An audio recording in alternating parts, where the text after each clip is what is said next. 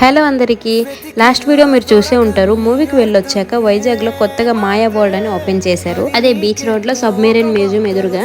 నాకైతే చాలా బాగా నచ్చింది. ఎలా ఉందో మీరు కూడా చూసేయండి. నువ్వుంటే చాలే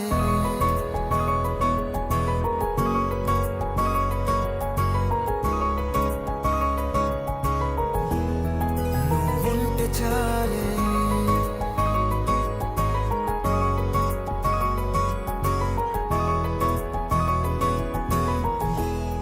నువ్వుంటే చాలే